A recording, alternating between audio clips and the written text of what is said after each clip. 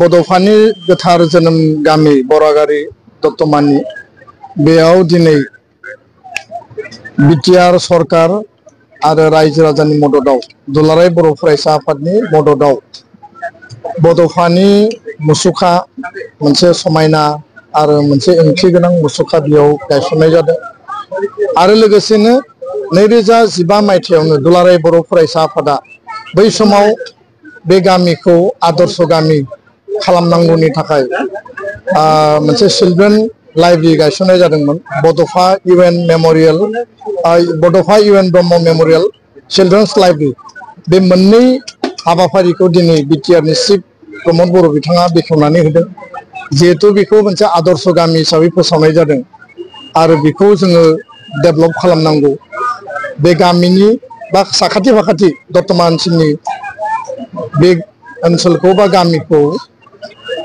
सोलोंथाइ बिथिङाव रांखान्थि बिथिङाव समाज बेबस्थानि बिथिङाव साखोन सिखोननि बिथिङाव आरो जोंनि बे गामिनि नखरफ्रोमबोनि नखर जौगानाय नखर दानायनि बिथिङाव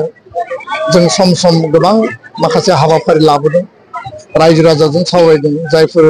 गामिनि मुरब्बिफोरजों जों सावरायदों नाथाय मोनसे आदर्श गामियाव माखासे बेबायदि माने इनफ्रास्ट्राक्चार माखासे सेटआप नांगौ आरो दिनै बड'फानि जोनोम गामियाव बड'फानि मुसुखाखौ जोङो गायसननो हानाया बे मोनसे जोंनि गोग्गानाय आरो बे मोनसे माहारिबाद जातीयताबाद आरो संग्रामि जे सत्तानि जे आदर्शनि जे महान व्यक्ति बड'फाया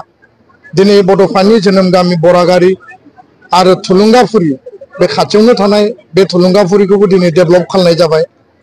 बावैसो साननि गेजेरावनो बेखौ बेखेवनाय जागोन दिनै जोङो नायगिदिंबाय नाथाय बरागारिनिफ्राय दिनै बड'फाया भारतनि राजथावनि गोदान दिल्लीयाव कैलाश कलनीयाव थानाय बे 835 मिटार लामाखौ बड'फानि मुङाव मुं होनाय जाबाय जों गुगोलाव बुनानै नायोब्ला बड'फा इउएन ब्रह्म पार्क हिसाबै बेयो दिनै गुगोलाव श' जायो आरो बिनि मोनसे मोजां मोनसे मुसुखा जों बानायनो हाबाय उदांस्रिनि माने फ्रीडम फाइटार बिरसा मुंडानि उनाव भारतनि नेशनेल लेभेलनि ट्राइबेल लिडार बा संग्रामि जातीयताबाद सत्तानि लिडार होनना बुङोब्ला बड'फानि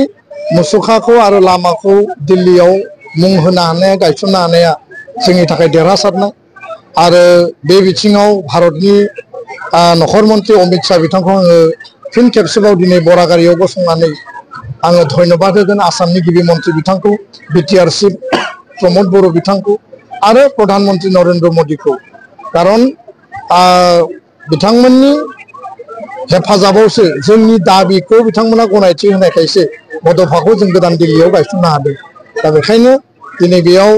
बिटिआरनि चिफ बिथाङा जों जेला बेयाव लोगो मोनदों बिथाङा फोसावदों जे